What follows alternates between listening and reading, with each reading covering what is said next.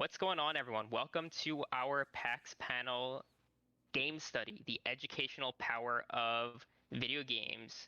And we're here to talk about games and education. Um, and we got a lot of teacher experience and some game dev experience. We have a lot of veteran teachers here. And before we get started, I just kind of want to go around and have everyone introduce themselves. So, Mike, why don't we start off with you? Awesome. Thanks. Mike Washburn, at Mr. Washburn on Twitter. My day job, I'm the director of engagement for a company called Participate. And I've spent most of my career talking and playing video games in classrooms and talking to teachers about how to do that the best. Let's kick it to Steve. My name's Steve Issacs. I am currently the education program manager at Epic Games. Like Mike, most of my career was in the classroom. I just retired at the end of January from 28 years teaching. For about the past 15, that's been exclusively teaching game design and development to middle and high school students. And yeah, so games have been at the forefront of my teaching, learning, and life. Nice. Sam? Hi, I'm Sam Alfred. I'm a game developer and the Terra Nil team lead. I work at a company called Free Lives in Cape Town, South Africa. And yeah, I'm very excited to be here today. Cool. And my name's I'm sorry, if I could, I was just going to say. Oh no, please. We're super excited to have you, Sam. It's especially awesome when we get to kind of chat the game with the developer. Yeah. Yeah, you're validating the work we do. All right. Well, it's exciting. And my name is Zack Hartzman. I'm a public high school teacher in New York City. Not for 28 years. I'm only going into my 7th year, so not quite the veteran that Steve is. And I'm also the founder of Hey Listen Games. I make educational curriculum around video games. I've done that for a couple of years now. Like Steve and Mike, I spent a lot of time over the years incorporating video games into my various classes, usually history classes and ELA classes. Nothing quite like the game we're going to play today, though, so I'm really excited to jump into the game Terra Nil that we're going to play today. But before we do that, the name of our panel is called Game Study, right? And a game study is something that Mike, Steve, and I have done for a little while now. We're currently in our third game study. I've only been on 2 of them, but we're now currently in our 3rd game study. And I just kind of want to briefly talk about what that is.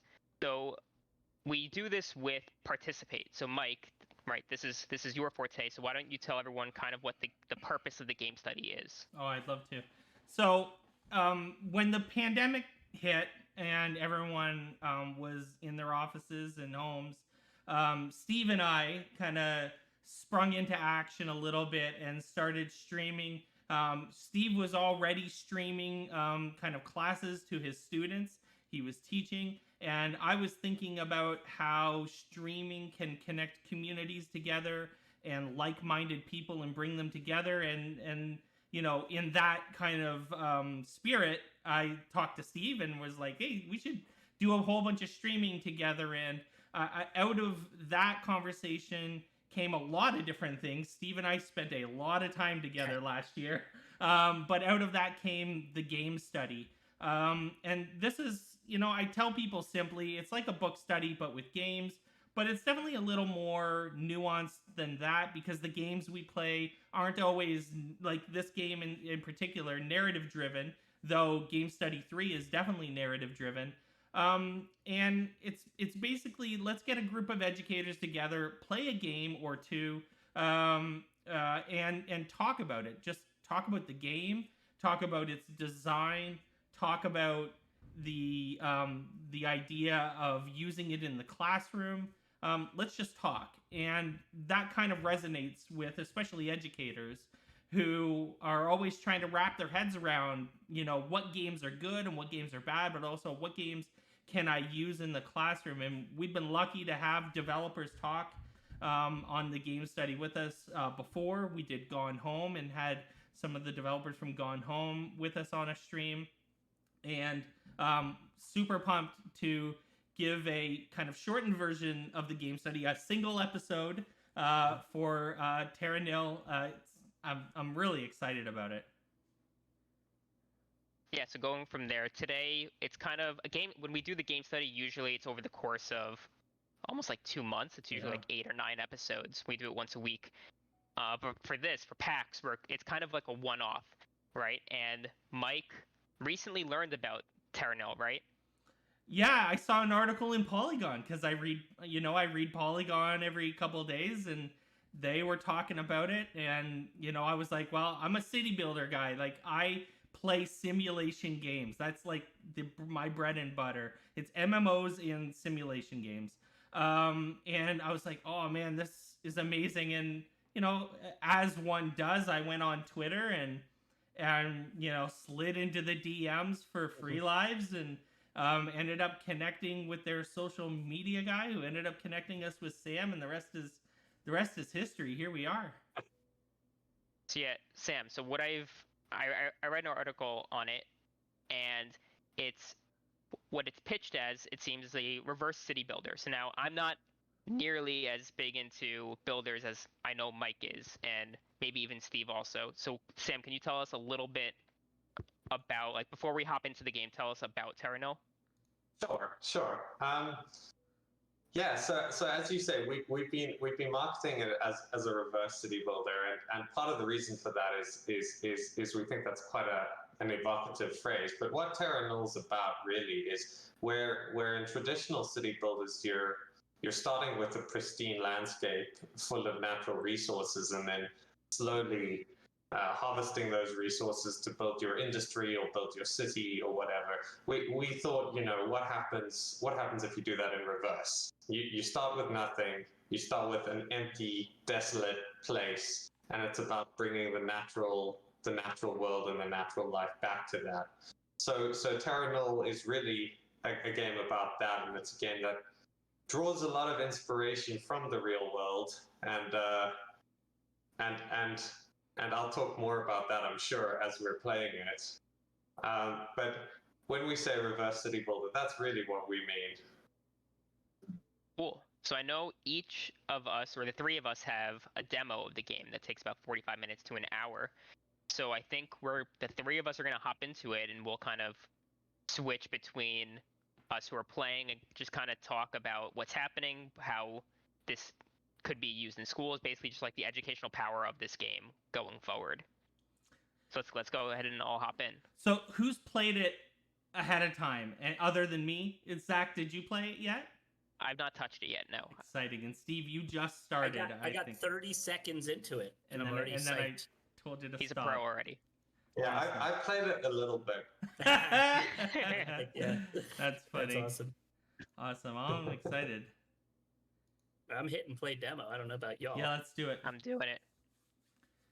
So is the map different? The map even in the demo, Sam, is different every time you play the demo? Yeah, it's all proc gen. Yep. Awesome. It's the same basic sort of map. It's not wildly different, but yeah, the full game will definitely have more variety in the maps. One of the fun things about being a procedural generation level designer like I am is you never have to actually get good at level design. That's right. I like the little tutorial. Mm-hmm. Yeah, the user interface is great. I noticed that from the few minutes I played before.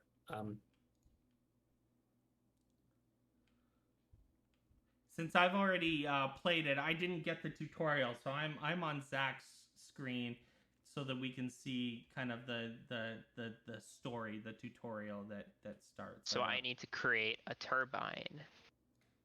So where do I want to put a turbine?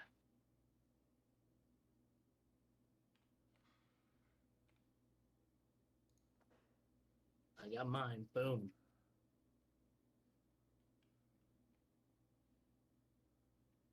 You can do it, Zach. Oh, it needs a lot of space apparently. There you go. Now that you have power, you can clean the soil. Try to fit 4 toxin scrubbers as far from the turbine as possible.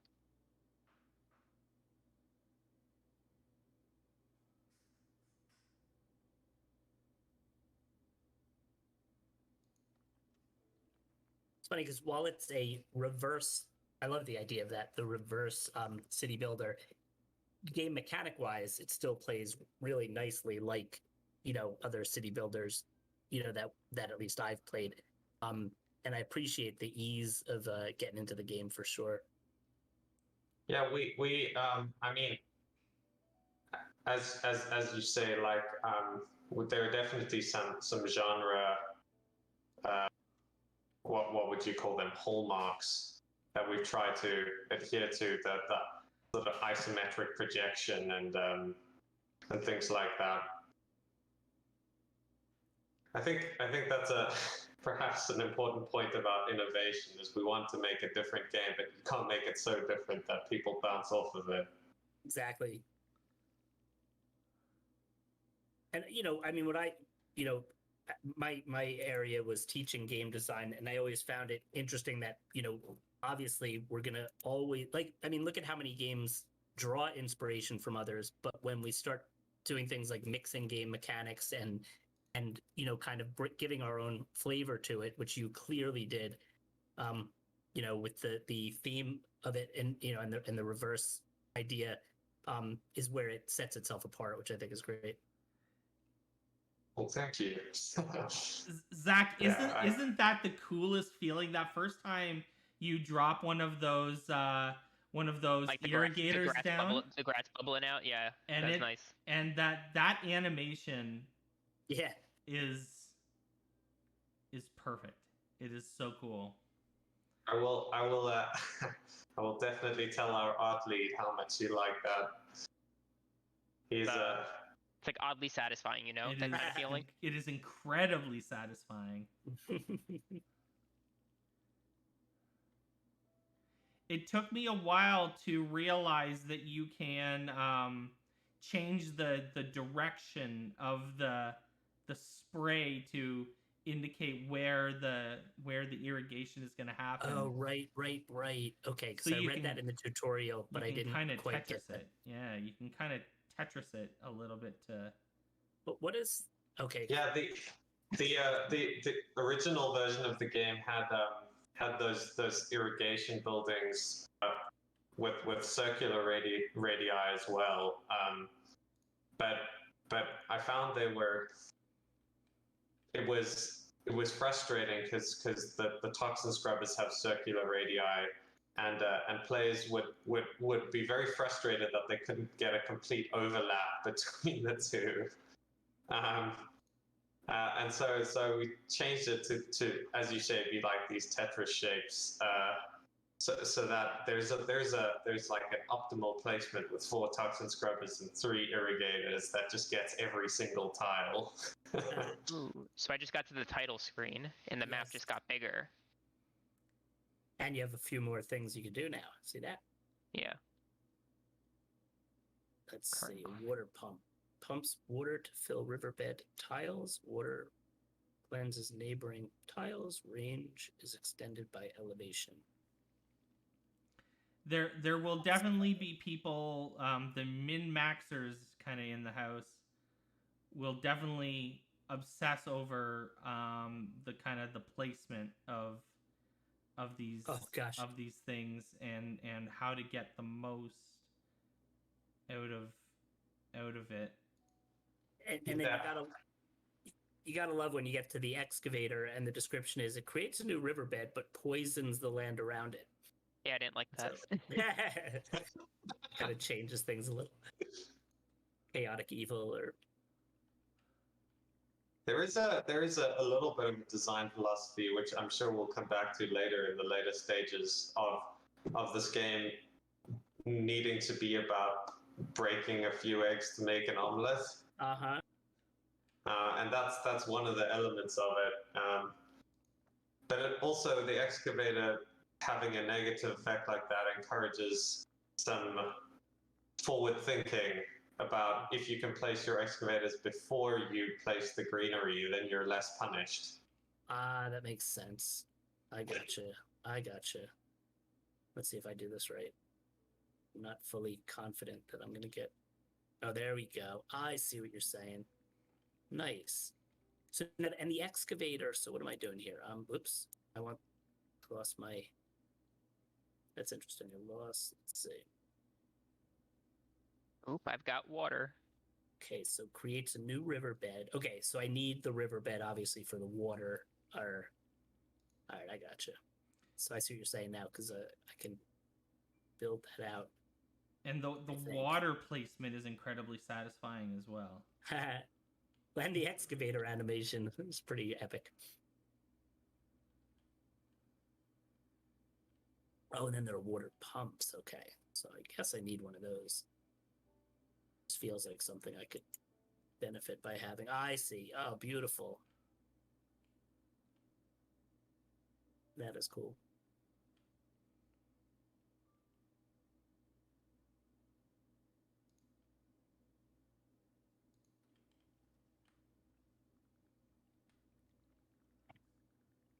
The demo is about 45 minutes to an hour. How long will like the full game end up being?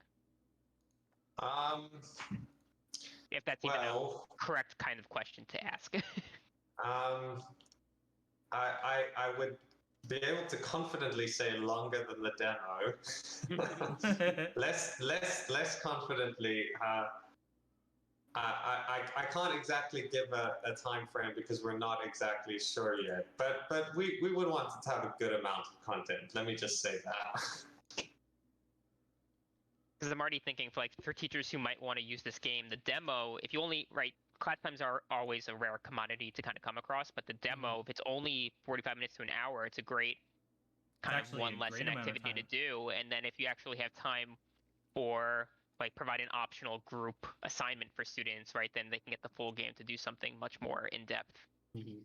Right. So something we definitely are planning on having in the full game is the demo is just one level, but the full game will have a sort of campaign, but also a sandbox mode. So you would be able to recreate the conditions of the demo in the sandbox mode if you wanted to.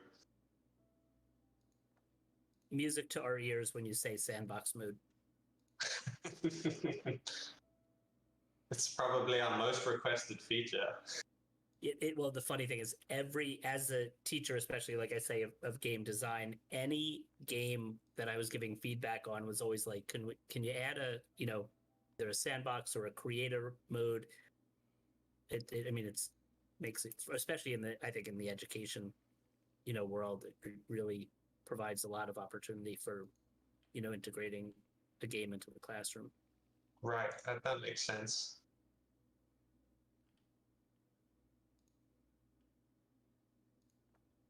What's my current goal again? I'm up 65% greenery, okay.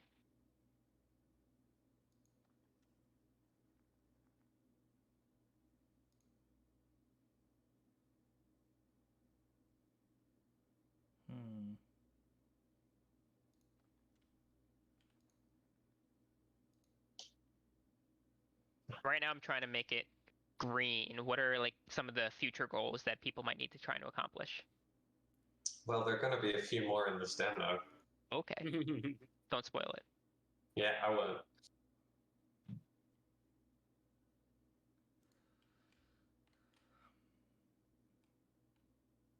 So imagine an environmental science teacher getting their hands on this, and then I was just thinking of and then collaborating with maybe the language teacher or the art teacher or maybe both of them to do, I don't know, man. There's some the whole game is a lesson on the environment, right? I mean, in and of itself, that's the low-hanging fruit of this. Yeah, I mean, how many games are there that are appropriate for a classroom that you can talk legitimately about environmental science? Not many, to be honest. That's been one of the requests for Hey Listen games, because on my website I have lots of curriculum for social studies, for ELA, and for social emotional stuff, but lacking in anything science related or math related. But I'm already now brainstorming different ways that I can make a lesson plan or curriculum around just this demo to share with people. also indicative that I probably need to play more builders, because it's been a decade probably since the last time I played anything like this. I mean, the irony, obviously, we were kind of talking about Satisfactory before we went live, and you know, the irony is that you know, Satisfactory would be a good game to talk about as a contrast to this. Sure. Right? Where Satisfactory, you just burn everything to the ground. Yeah, certainly could teach a lot about the environment through that as well. 100%. Scare the heck out of everybody. So I just finished phase 1. I was a little slow that time. Zach, where are you at? Yeah, I'm working around. Let's see where Steve is. Trying to get more water, you know? Yeah.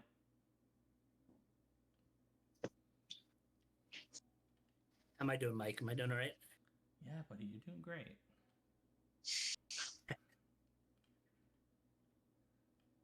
So what the goal is 100%, I guess, in this phase of greenery?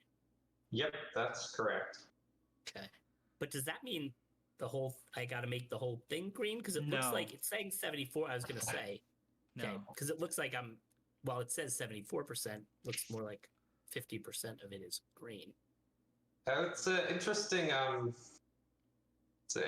decision we had to make in the prototype of this game. That percentage was actually as a percentage of the whole map, and it was linked to the whole map, and we've changed it to just be kind of the percentage of an unspecified goal, because we thought that it'd be more satisfying for players to just get to 100 rather than get to some arbitrary number we decided on. Yeah. So in other words, rather than saying 60%, people like 100% of anything. Yes, exactly. All right, so I just successfully repopulated this wasteland with plant life. Now I need to increase the biodiversity of the ecosystem by restoring 3 biomes. Wait, so okay, cool. But did you hit that 100%, Zach? Yeah, I'm at 102%. All right, I'm getting there. That's interesting. I like. Oh, yep. Now we got a whole second tab of different items. Cool. Research center reduces the cost of scrubbers, pumps, calcifiers, excavators, and makes excavators smaller. I still haven't used an excavator though. Should I use that? I've used. Oh, that's funny because. Oh wait, I haven't used the calcifier, but I've used the excavator. Anytime I try to use the calcifier, oh, now I can use it. Before, there was nowhere that I could use it. Oh, you put it in water? I'm holding off. I guess it calcifies. I'm holding off on the excavator yet. I don't know. I don't want to poison the land just yet, and I don't know why I need it just yet. Well, the thing what we were saying before is that allows you to get more water. But what it was saying is the poisoning the land part doesn't have to be a deal breaker if you poison land that's already not green, if I understood correctly. Yeah, that's correct. I'll talk. I mean, there's quite a lot for me to talk about on this second phase. But maybe I should wait for Steve to get here first. Starts a controlled burn. Ooh. Do I want to burn things? You have to. See, that's where it gets tough. Some creative destruction, my friend. Creative destruction. That is actually the term that Sam was referring to.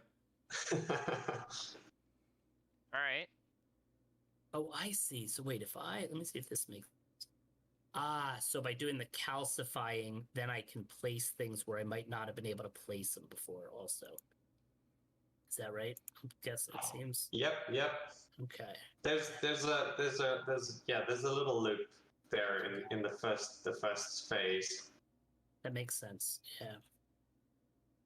Now, can I run it? That number I have, the 0275, I can run out of those resources or whatever. Yeah, that's the challenge part of the game. I have to get the 100% before that. Yes. Or do I just like hope I don't like die. So, oh, but I see what happens. You get those environmental points back also. Got it. Or whatever. So where can I put the desiccator? If I'm pronouncing that correctly. You need to put it in Feinboss, which you get with the beehive. Okay. Feinboss is it's a floral kingdom that only exists in the Western Cape in South Africa. There's nowhere else in the world, and it has to burn every couple of years to grow. So the plants have evolved to release their seeds after they've been burned, and that's where a lot of the inspiration for the controlled burn mechanic comes from. All right, I'm adding beehives to like every tree I see. Okay, so I did make the horrible mistake of not making the 100%. So you guys go ahead. I'm gonna try again and see what happens when I restart, because now I should restart the game, I guess, right? Thinking. I'm doing it. All right, I'm gonna start a fire. I'm burning stuff.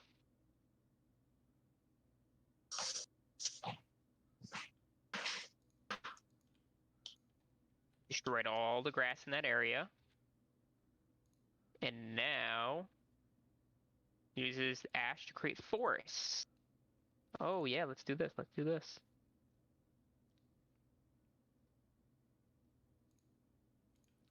Oh, this is cool. Now I actually have like full trees. Yeah. Now, how much of this like is like I'm gonna butcher all these pronunciations. So the Arboretum.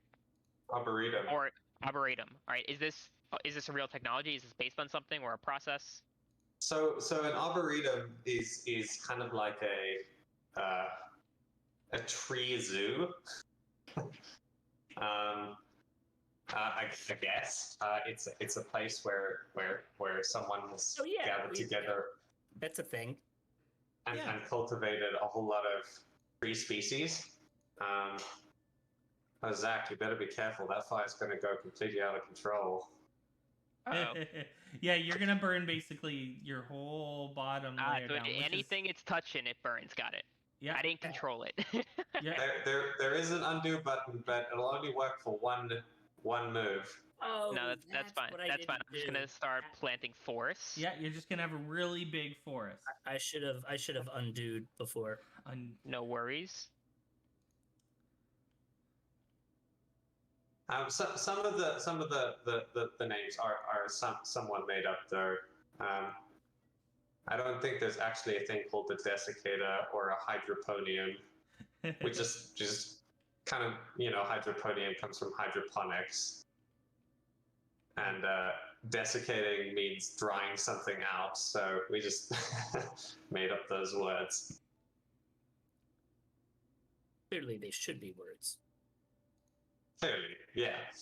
All right, we're gonna get some grass back. No problem. And now I need one more biome. Okay.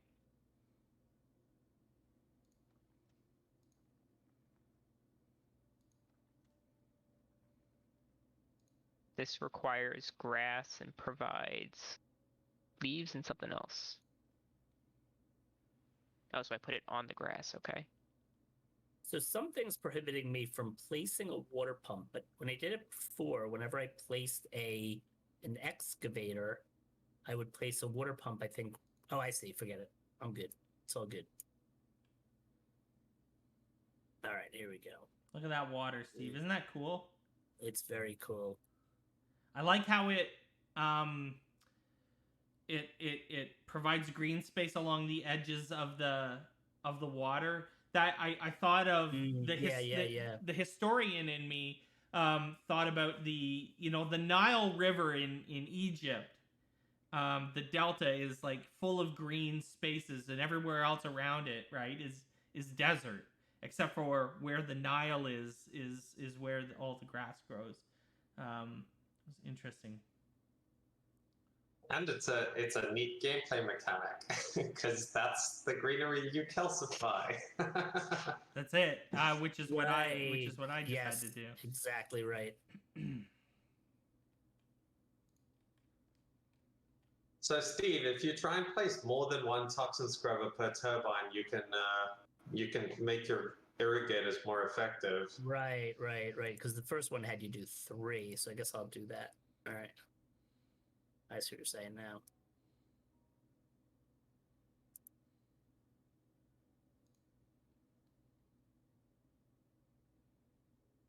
All right, we're working on this third biome. That's a big forest. So now, how come I can't put this thing on the grass over here? It's not close enough to the water. That's not close enough to the water. Yeah. Proximity. Got it. That's probably something that will be improved on. That feedback.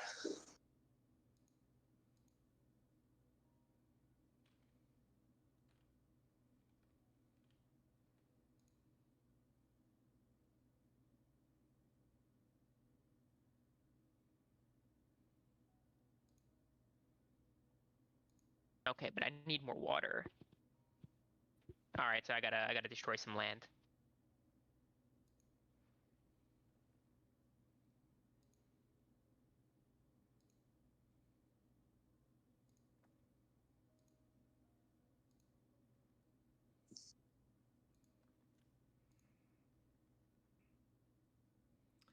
Gotta destroy to create.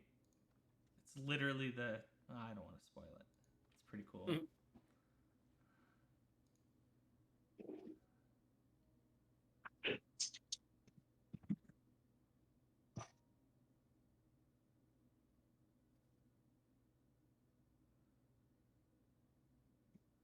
Oh, I see. It's another issue. All right. Okay.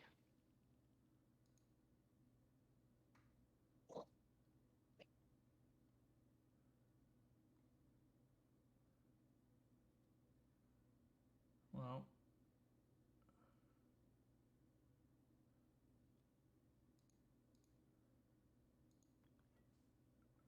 I like how intentional it's making me think about what I'm doing. Mhm. All right. Here we go. There we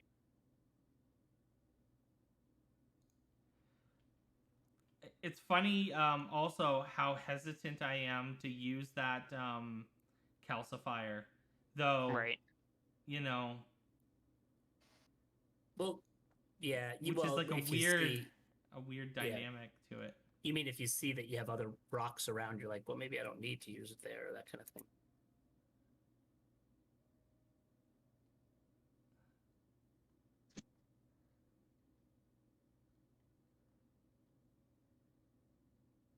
I'm extending my little river through the whole place. Oh, here we go. It's great too when you find another place like way out of the way that you can place a windmill. Think you can. Wait, why isn't it going there? Come on, dude. Oh, there we go. Because it's just like, ooh, I want to fill that much, make that whole area green.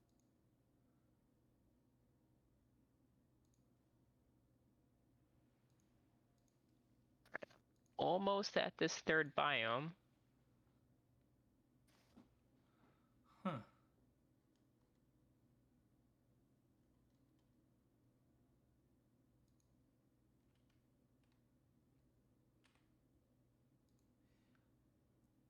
Sam, can the hydroponiums can't be placed on irrigators that are on raised water? Yeah, they can't be placed on high ground. It's a I don't know. It's a condition that didn't make it into the tooltip because it's a little bit hard to fit something like that very succinctly. But the thinking there is wetlands that the hydroconium creates occur primarily in low-lying areas and not at elevation. Sure. Okay. I can figure this out.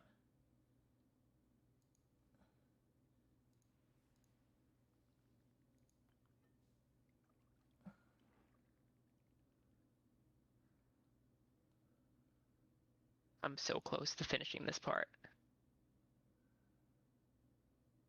Oop, I put it. Oh, I forgot to add water. Let's add some water.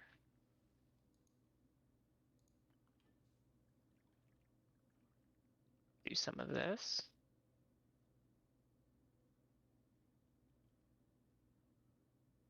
Oh boy.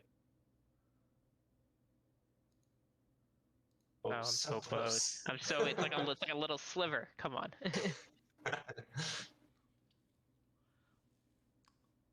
I'm also on a little sliver.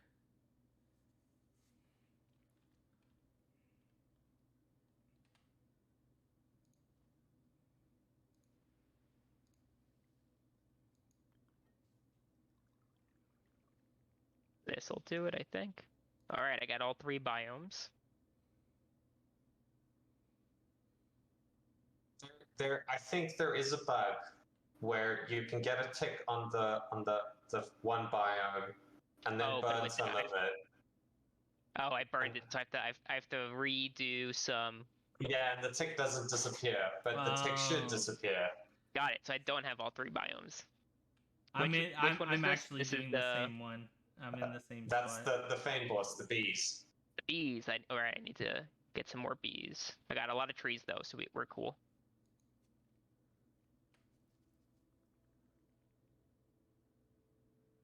If only the developer was there to point out bugs for every single player.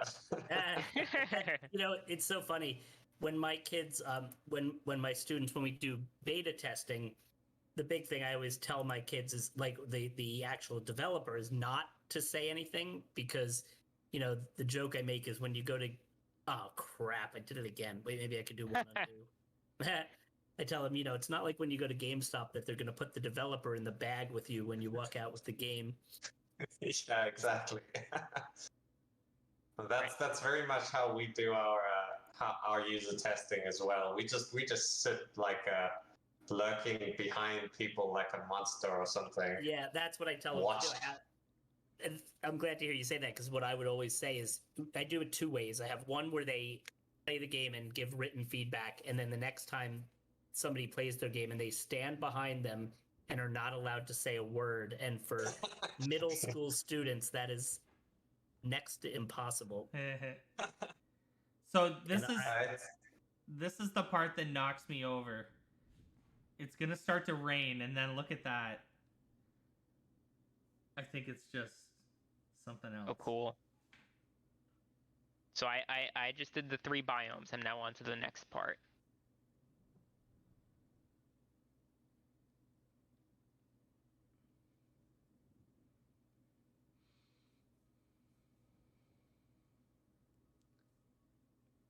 Yeah,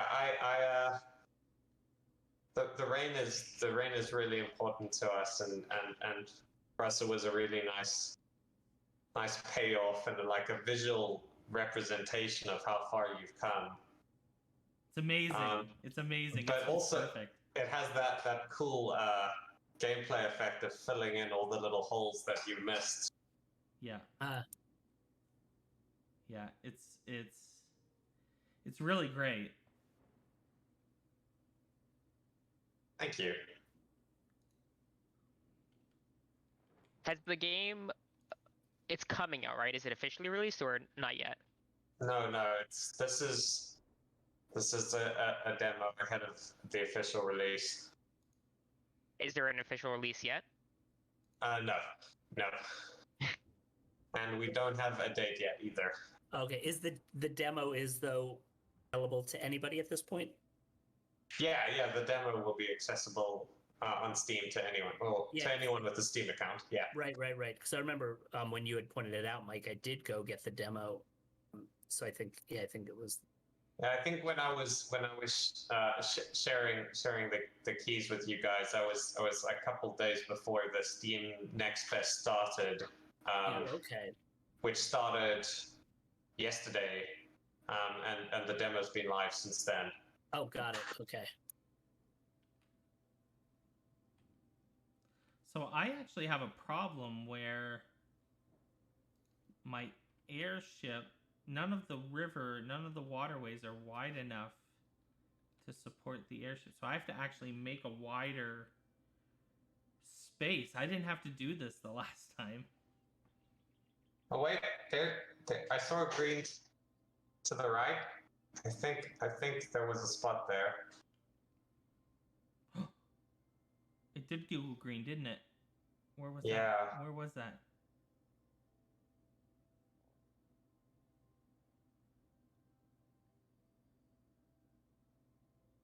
Yeah, this could be better as well. It could only highlight areas where you can place it.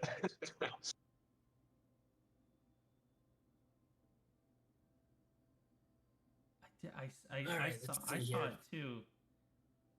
I was kind of going this way.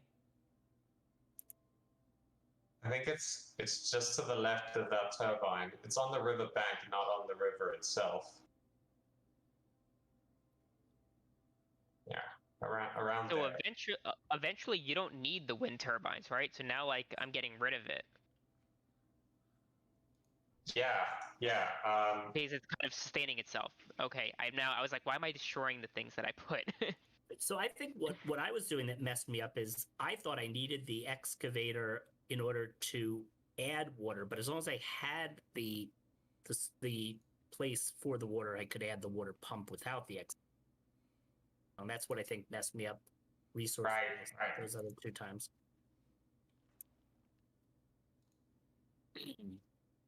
Got it. Yeah. All right, I'm gonna get it this time, Mike. I have no doubt. You know, they say third time's a charm, right? That's exactly what they say.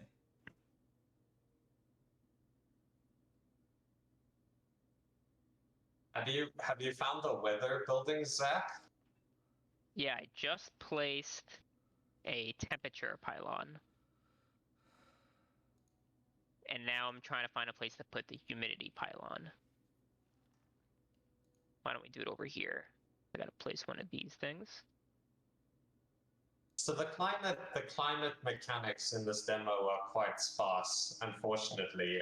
It's definitely something that will be improved on in the full game. We're planning on having loads of things linked to the climate, like a particular animal species want a particular climate and things like that.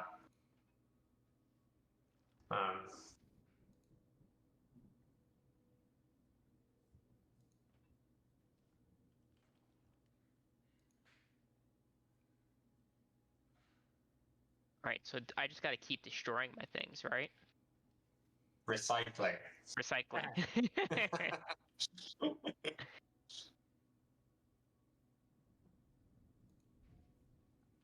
Words matter.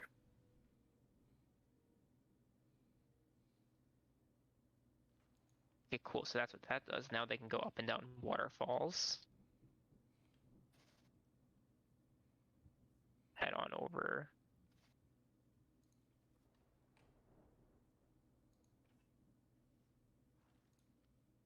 That doesn't reach anything.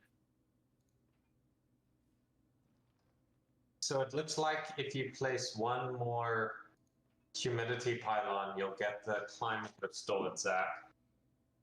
Okay.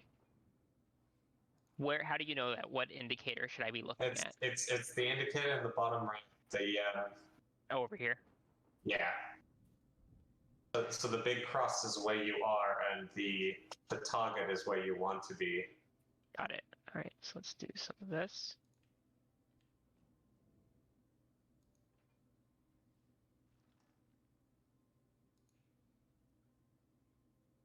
There we go. Cool. But now I still got to recycle other things to get this percentage up. Yes.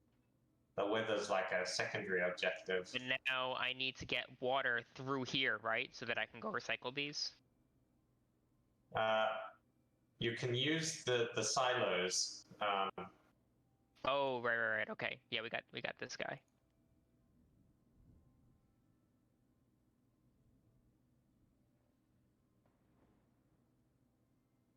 Oh, yep. I just got to the rain that you're talking about, Mike. It's pretty cool.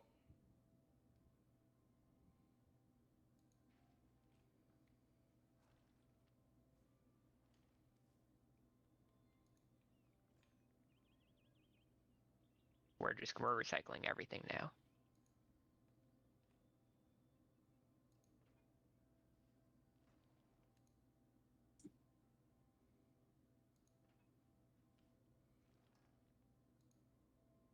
So a Who's fun piece of ahead. trivia about the water in this game is there's actually a fluid simulation going on where the water always flows away from the pumps and down waterfalls and stuff like that, and it's the most gold plating thing I think I've ever done. And no one will ever notice it unless I tell them about it. That's awesome.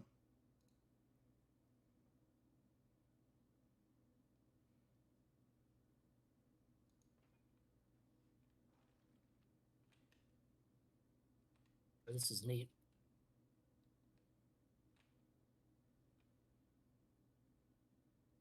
Where is the rest of the stuff?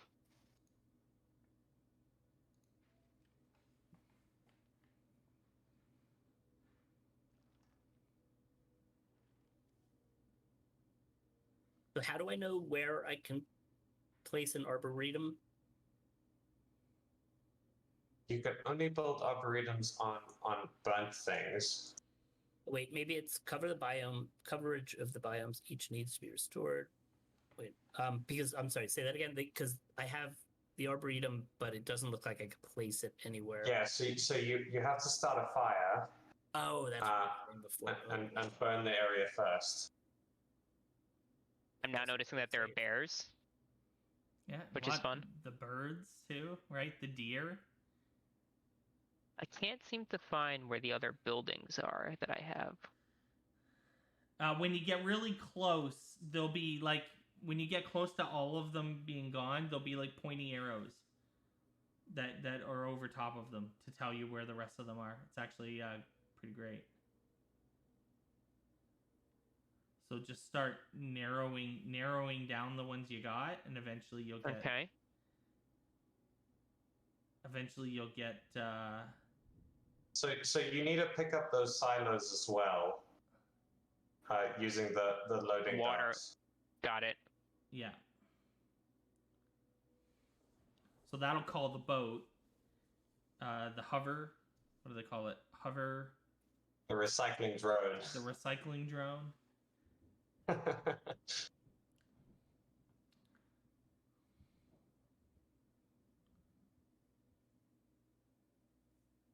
Okay, but I need to create more So waterways to reach. You want a hot tip, Zach? No. Just wait. You want a hot tip? What's up? I'll hot tip you. Go to the silo, and just silo again. Just like silo until it's closer. That's right. That makes sense. And it'll pick up the other one and move it, and then you just got to get close to the water. And now you can drop your. There you go. That's a pro gamer move. Right. Okay, so now on mine, now I see that little pizza pie in the bottom left. So I'm trying to the one that has the blue here. That's the one I'm closest. I mean, not close, Wetlands. but Yeah. that's the one I'm working on technically. Yeah. All right, so I want more wetlands. Yeah. You want to spread those hydroponiums over top of the. Yeah, I got it. Look at that. Look at that. Isn't that nice? The blue line is going. Oh, you're further. gonna do well here. Look at this, and then you'll Yeah, get look that. at that. You'll be able to do that next one too. Wow. All right. I was having trouble with wetlands this time. Well, I see that some of mine are not close enough to water. That's so right. Then I have to. I guess I could add those. So Go you back could and add drop those. over to the left there at the far left. Oh, look, here's one now. Yeah. Oh, that's a good one too. Oh, There you go. we did it. You don't we even did need it. to do we any did more. it. Phew. Now I want to build one. All right, so now I want to get these other biomes. So now beehives need trees. All right, I still need to burn my wetlands. Let's see what the solar. Ooh, How many allowing how many away how many fire. stages is this demo? Just 3. Oh, When- so did I just finish it? Yeah, when you're done, yeah, stay there. Oh, so I'm gonna launch my ship. Wait there. Wait there. Okay. Yeah, let's launch together. Yeah. Oh. Steve, pick up the pace. Yeah, no. I don't know that that'll happen. But now I gotta figure out where I can do this controlled burn. But I need, what do I need? Starts a control. Okay, requires sunlight. All right, I gotcha. Oh, I have to get The flowers. Oh boy, flowers. So we need bees, or not yet, because Yeah. I need trees for the bees. Yeah, Do I have you don't have trees? any of those big Oh, I trees. see, There's I one do, there. look. Yeah, there you go. Boom. Oh, and that might actually be in a good spot because you could probably put that burning thing now. You could probably now put I it can't. put it down. Oh Yeah. boy, right here. Yeah, do it. Now, will it only burn that area? Because I heard something before about Oh controlling no. the burn. No, it'll burn everywhere. So what do I need to get like a watering hose? Just do it. Get the Steve. call the fire department. It'll be fun. Just trust it. YOLO. Yeah, YOLO. But I get scared when I see a fire erupt that I don't know how to control. It'll only go to where the water is, I guess. So that's why it's controlled, because it's on this area. There you go. Got it. That worked out perfectly. That wasn't bad at all. Yeah. All right. And now you Thank drop goodness. those. Now you drop those tree planting ones. The In 100 the middle, one. there. Yeah. Yeah. The arboretum, baby. Boom. Boom. All right, I see. Look at that. So now we need to burn some more stuff. And now you can put beehives on all those trees. All right.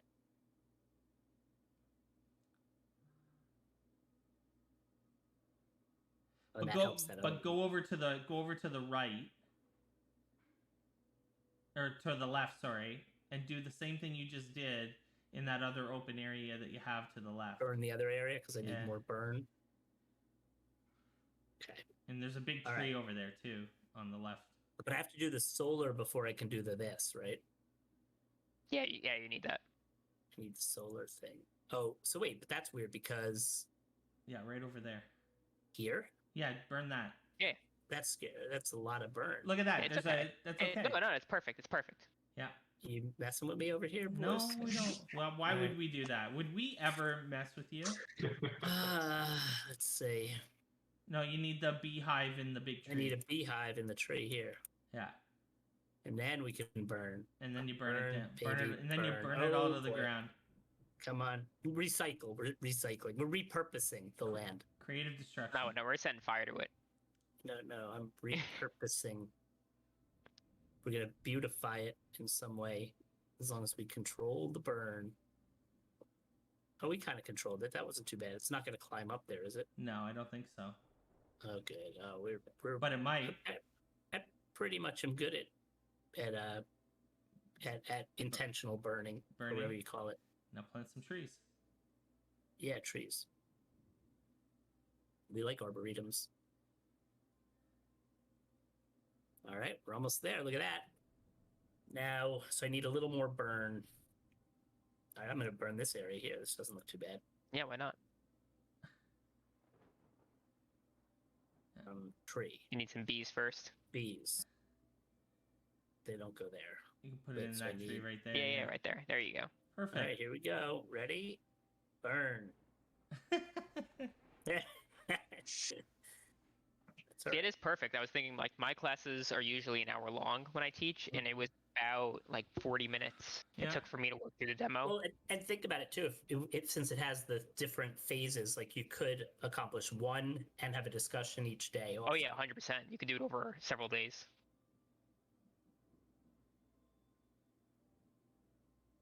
All right, we got biome number 2. Look at that big check mark in there. I like that. Now you just Now all gotta. I need is bees everywhere. That's right. Oh, I see. So there is still some consciousness about where to place the bees, I guess. Well, where is there? Yeah, maybe. It's definitely intentional. I don't think there's anything really just random. Right, but I mean, it's like now I'm looking at it and realize at first that where to place them and What about in your your upper corner there? Do you have any big trees in that upper corner to the left? I got like that. Up and to the left? In that space? There's a big tree right there. Oh, right there. Boom. All right. And that'll fill a big space. Yeah, I like that. All right, now we're going to get more. And there's one there in the middle, yeah. I didn't realize that. So it's a lot of times these random ones, not the ones I just. It's the tall pine. Yeah, but pine trees. But it seems like it's the ones that are like. See how this is such a small area that it's going to get. Yeah. And it's themselves. You have to change greenery to the flowers. So the problem with the ones in the forests are there's no greenery nearby for them to change. But you can try and get more grass there. Yeah, we know how to do that. Sort of. Yep, we got it. Maybe. Yep. Look at this. Get a little more anyway. Now you're talking. Yep, there we go. How about that? I'm using what I learned previously. Look at that. Look at this. All right. I got to get back to tab number 2 here.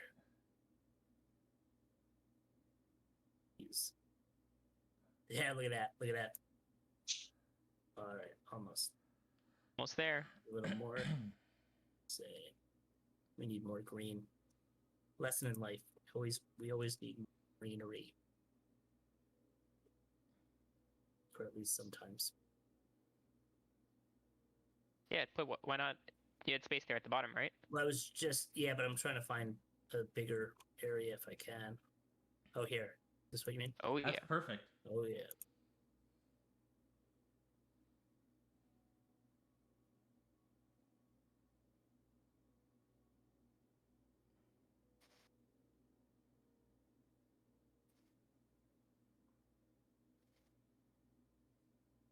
I'm watching so intently.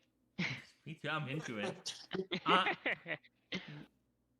And all the people watching in the audience are probably just cheering you on like crazy, Steve. I know, and we've got hundreds in the PAX audience right now. Hundreds in the PAX audience. No mean people in the comments. All of PAX is behind you right now, Steve. Steve. Look at that. Oh, almost. All right. Willing you to win.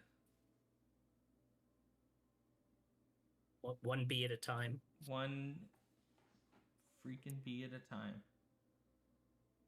It's so close. Oh, dang. All right, we'll make it work. Let's go over here a little bit. Find one little. You could probably just add more green up there without needing a new windmill. And go like up to the top. I didn't even think of that. Yeah.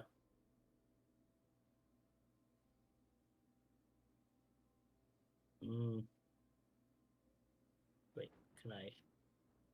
Oh, for sure. Well, maybe, but that won't do it. Oh, here though. It might. You got bees in that tree. Bees in the tree. So this is an interesting. Brings up an interesting point about the design. Is that the design is all about. It's all order dependent. Yeah. So these bees. Got it. So the bees they won't like automatically fill in. I gotcha. Yeah. All right, and that kind of feeds into that idea of playing the game deliberately and making sure every action's considered is that idea that you can't just kind of throw something down and it'll just kind of work out later. Right. Oh, here we go. Look at this, folks. Boom. That's all we needed, I think.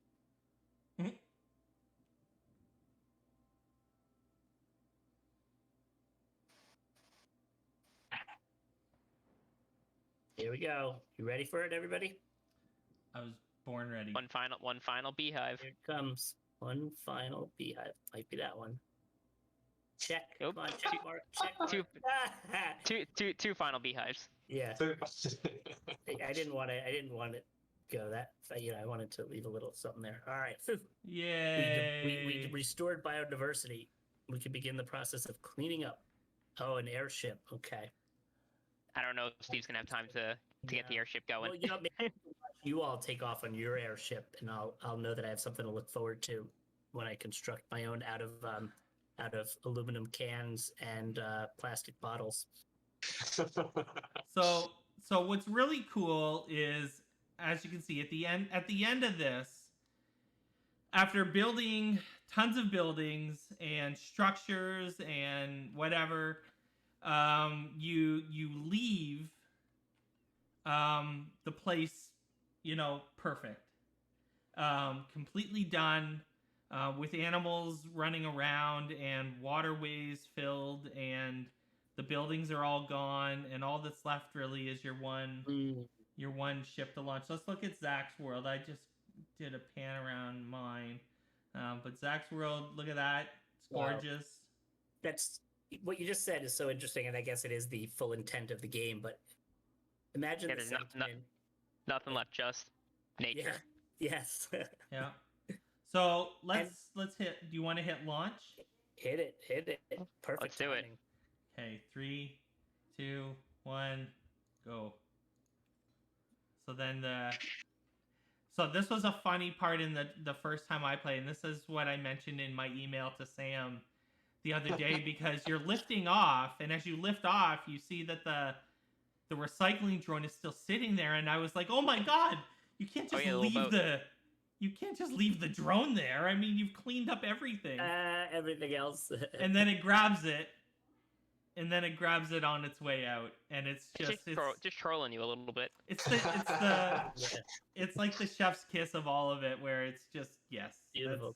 That's exactly the way it was supposed to happen. Now, what I love from just the game standpoint here too was and this is coming from me who like the challenges were very appropriate, very thoughtful from an education standpoint. Definitely got you thinking about these systems and how they interact as you're going, and I love, obviously in a very stealth manner too, which is what we always like to see, in the classroom when we can learn through games. But man, what a fun game.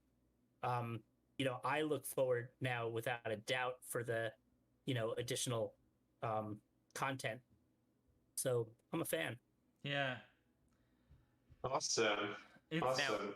It's a really Sam, I have a neat game. question. I know Yes. demo. You provided this demo to us, which thank you so much for doing that. I saw that. Is this the same thing that's on itch, or is that a different version of this? So the game on itch is an older prototype of this game. Okay. Yeah, that's from the early days.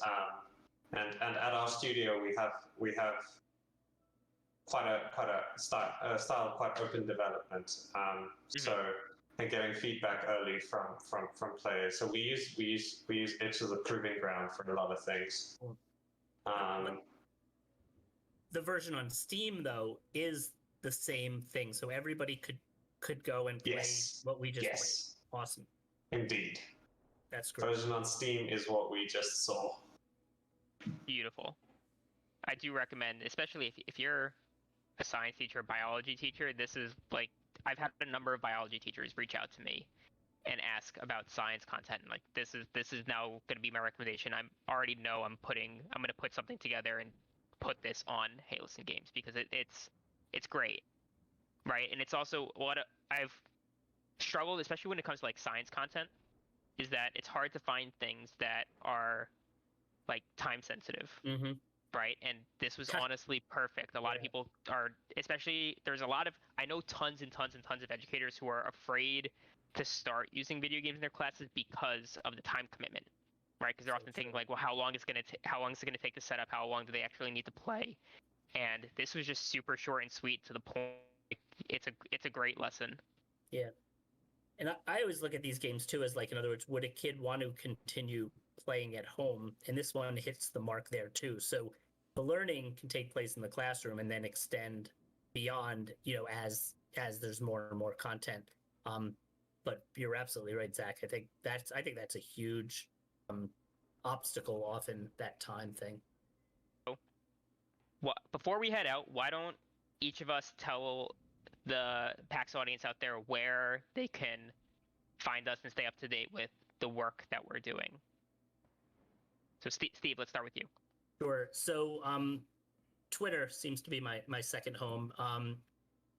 Mr. MR _ Issacs, ISAACS. Please do get in touch. Mike? And I'm at Mr. Washburn on Twitter as well, and on there all the time, so you can connect with me there. Sam? I'm also on Twitter at @VFQD_, because Twitter wouldn't let me have a 4-letter name. And on Twitter, I'm at HeyListenGames_. Although I'm working on getting rid of that underscore at the end. I'm very close. Nice. All right, but for now, at HeyListenGames_. All right. Any final things? Just thanks to Sam for thank you so much. letting us get the game a couple days early and getting ready for this, and then taking up your time. It's I think it's fairly late at night where you are right now. So spending some time with us to play and talk and share the game has been great. Sure thing. It's been great to be here. Thanks for having me. And for everyone who's watching, thank you as well. Thanks, everybody. Bye.